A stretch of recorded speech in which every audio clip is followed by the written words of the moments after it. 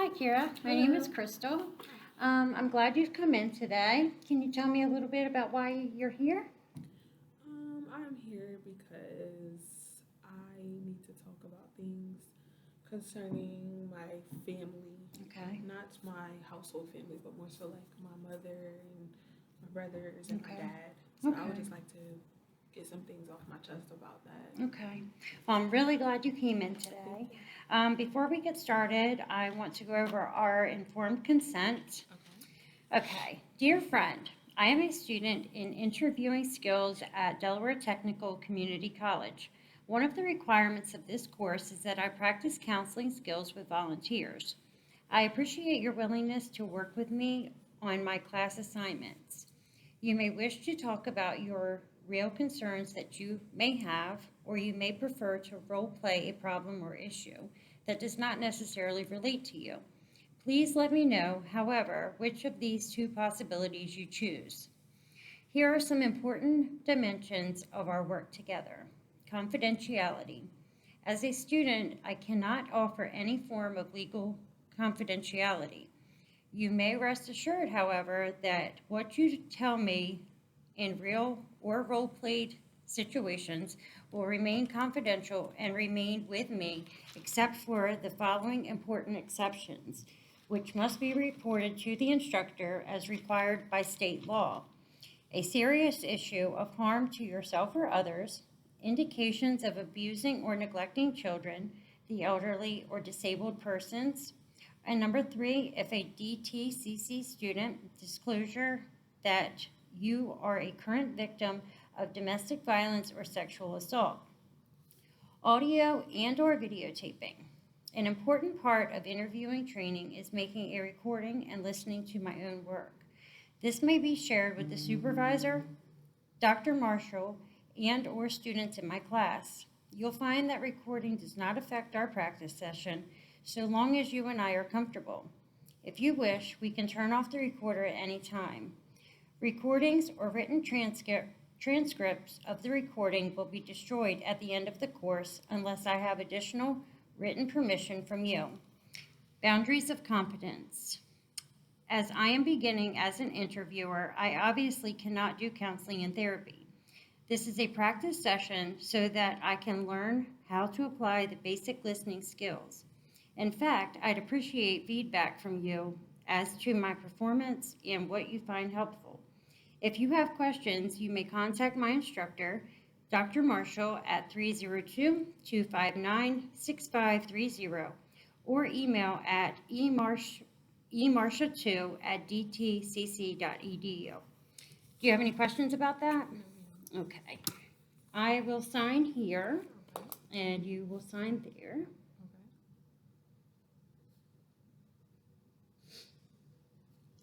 Okay.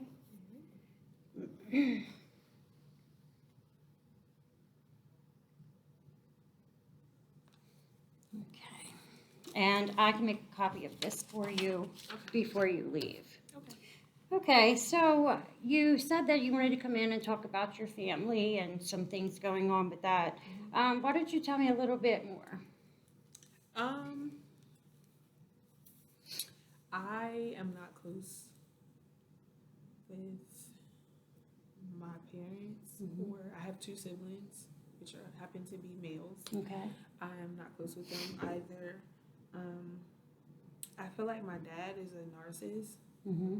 Um, he and my mom. So I'll start back with he and my Excuse me. mom. It's fine. Okay. He and my mom were married until I was 7, and they got a divorce. And ever since then, he's like always been in and out Okay. of my life. So once that happened, my grandmother, which is my maternal Mm-hmm. grandmother, um, she basically took care of me because I wanted to go and live with her, and with my mom's permission, of course.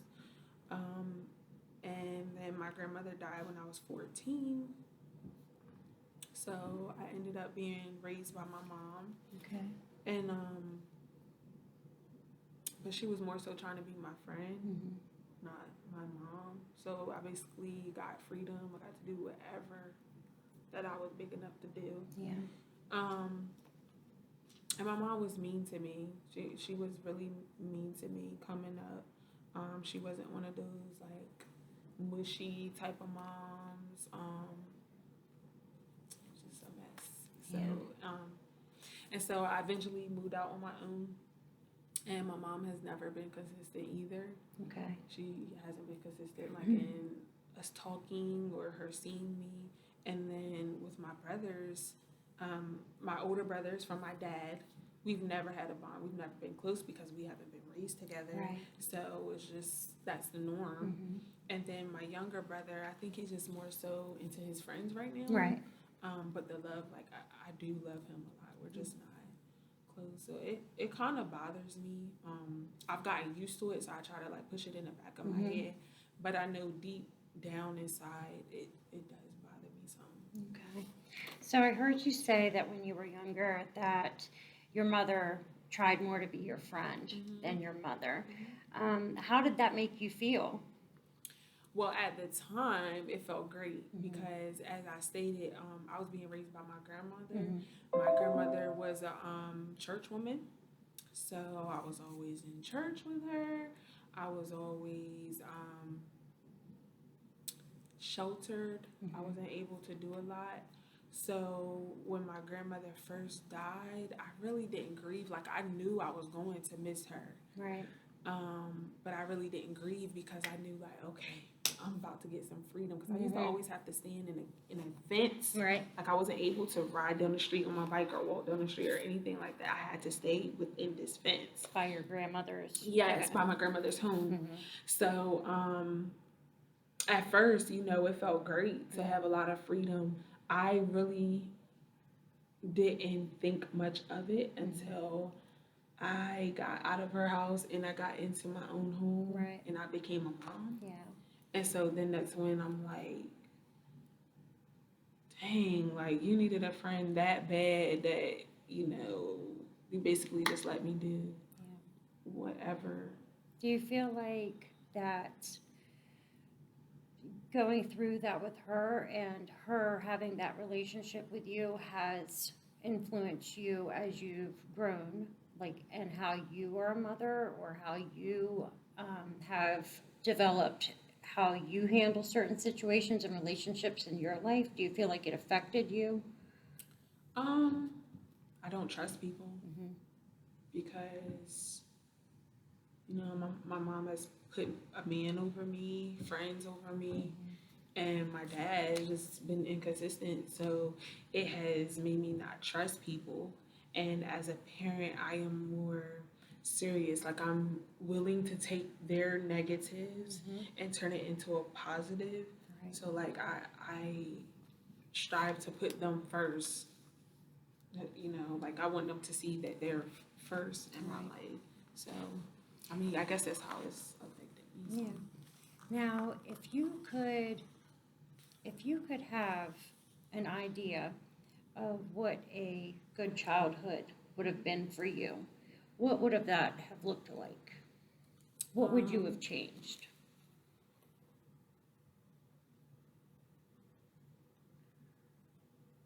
If it's too hard, we can wait until. No, it's fine. Okay. Both of my parents staying together. Mm-hmm. No fights, no drugs, no alcohol. It's okay. It's really okay. So, I mean, that's what it would have looked like to me. Nobody hollering at me because I was really afraid of my dad. And like I always wanted to be perfect. Like I never thought it was enough because like when I would get in trouble, he would like see what I did wrong. But like when I was doing something right, it was like, you know, I didn't get any like feedback from it. So I guess like the perfect childhood for me would have been like for my parents to stay together and for them to truly love one another and for there not to be any drugs or like alcohol of that sort. So And I understand, and it sounds like what I'm hearing is that things were kind of rough. yeah. And, you know, I hope that you know that you are deserving of happiness. Mhm. And, I believe that you came out of that learning what kind of mother you want to be. Mhm. You learned lessons from that. And, while we go through certain things that are hard for us, every situation we can take away a positive Right. and learn something from it. Can you tell me how, in your life right now, Mhm. how do you handle situations with your children? How do you parent differently, and what did you take away from your childhood that you do differently now? Um, I'm like way loving, Mhm. like super loving. Like I kiss on them all the time. Um, I try to be more understanding because I know like I was once a child. Right. So like my toddler, I know he's a Right. toddler, like, but I feel like my daughter, she challenges me Okay. because she's in grade school. Right. And so I try to remember like, okay, she's 9, like, Mhm. but even though she's 9, she's still human. Right. She's still able to have a bad day. And she's not going to be perfect. So like I try to like not force perfection onto Mhm. her. I do give her responsibility. Right. And I also try not to shelter her. I'm very open and like honest with her. But that's how I am. I'm more loving, and I try to have a very positive environment. Because like I stated, my parents were on drugs and stuff, so I don't do those things. And I just want her to come up in I want her to have a peaceful environment to come home to. Right. So that's what I try to do different. Yeah. Well, it sounds like to me that despite what you've gone through, that you're making wonderful decisions in your life now, Right. and you didn't become a victim of your circumstance. Absolutely. That you have used it and you're progressing, Mhm. and I'm proud of you for that. Yeah. What is your current relationship with your family, with your mother, father? I don't talk to my dad at all. Mhm. My mom, I do. We don't talk every day. We don't see one another much, but every now and then, like we'll text and say "Have a good day," or I try to be encouraging to her because in a sense, like I have mixed emotions. Like sometimes I'm highly disappointed, Yeah. but then there are times where I feel sorry for my mom.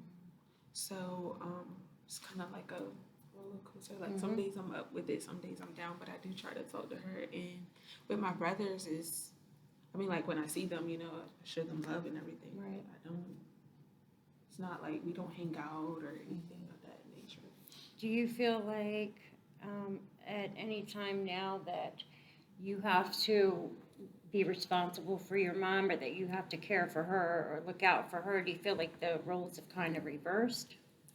Well, it's funny you say that because I've told her before, like, I feel like your mom, like, I'm always encouraging you. Mhm. Like, I never get any encouragement from my mom. She'll tell me she's proud of me, but, Right. like, sometimes I want that, like, motherly, Yeah. and I don't have that from her. So, sometimes, like, I feel obligated to encourage my mom because my mom is on drugs. So, and there are times where I feel guilty for not going over to her house and stuff like that. So there are times where I kind of beat myself up. I don't necessarily look at her being on drugs as if it's my fault, Right. but I do sometimes. Like it's like I want to save her Yeah. at times. Right. So, And if you could, what does saving her look like? What do you want to change, and how would you do it? if I could, I would renew her mind and get her off of drugs and cause her to love herself more because I noticed like she lacks self-love. So like I would just want her to like have a renewed mindset, like knowing that she can do it and she's more than what she's doing. Yeah. And for her to love herself and like I said, like not be clean. Like I would love to see her clean because I've never seen my mom clean. Yeah. And I'll be 29 and like I've never ever seen her. Do you love you? Yes, I do. Okay. It took me a long time to get here, but Mhm. yes, I do. I do love myself.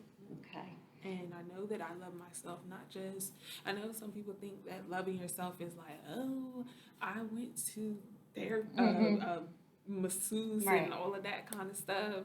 I mean, those are like pleasures. Right. Loving yourself to me is like, even when things are like hard, Mhm. you still got to do what's best for you. Right.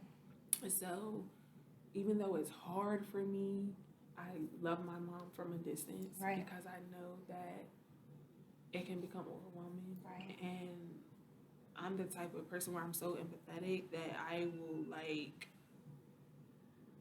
make her problems my problems. Right. I So understand. yeah. Okay. And what goals are you working on right now in your life? My goals, I'm working on graduating. Mhm. So I'm excited about that and having a better relationship with the Most High because I'm a person of strong faith. Right. And just trying to be my best self that I can be. But those are like my main focus right now is graduating and having a more personal relationship. Right. And with the relationship with your family, Mhm. in not such a great place right now, Mhm. do you have friends around? Do you have anyone that you can turn to for support? Anyone? I have one friend, but I feel like she already has a lot on her plate.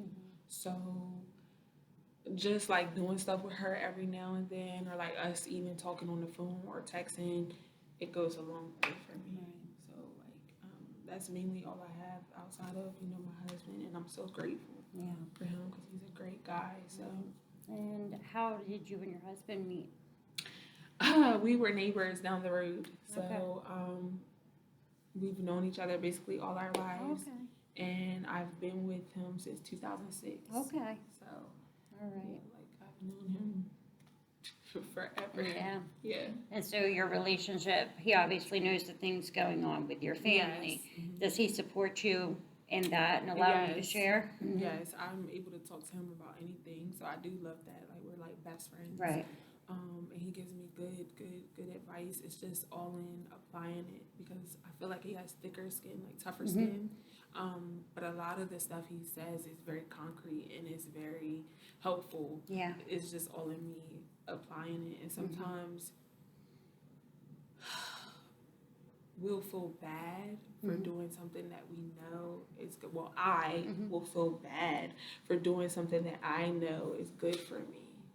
Like, I don't know, like, oh, not to feed into the stuff that my mom is talking about or something, but I'll feel bad for not feeding into it.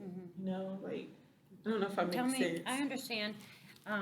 Like, I'll feel bad, like, I know, for example, I know that her, where she is and her environment is not safe for my children. Right. But if she says something to make me feel bad, it's like, I know what's right. I know they shouldn't go over there, but I'll feel bad. Right. Because, like, she's kind of playing the guilt trip Yeah, I on me understand. sometimes. So, yeah. I understand. And I believe that's because, she has made you feel for so long that you're supposed to be there for her. And like the roles were reversed. Yes. But I believe that, you took away from your childhood and you're protecting your children. Yes. So, what I'm hearing you say is I don't know, sometimes maybe you just feel that you should be there to save her or that you can make it better, but like you said, sometimes you just have to love her from afar. So, okay, so we touched on several points of your family. Is there anything else that you would like to talk about today? No, feel really Okay. And going forward through our sessions, what are some things that you would like to, work through or discuss or explore? Just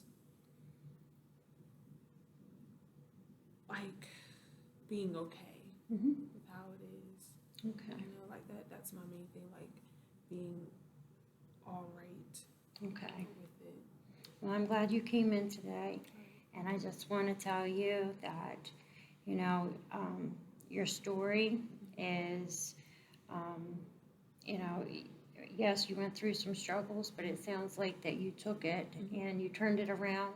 You didn't become a victim of your circumstance. Your children are very lucky to have you, and I think that your strength is beautiful. Thank you. I'm proud of you for setting goals and working towards them. And yes, life can be hard sometimes, but you're working through it, and you just take it one day at a time. So how often would you like to come in the beginning now? Would you like to come in weekly, bi-weekly? Weekly. Okay, and what days work for you? Thursdays. Okay, and what about 6:30? 6:30 is good. Okay, all right.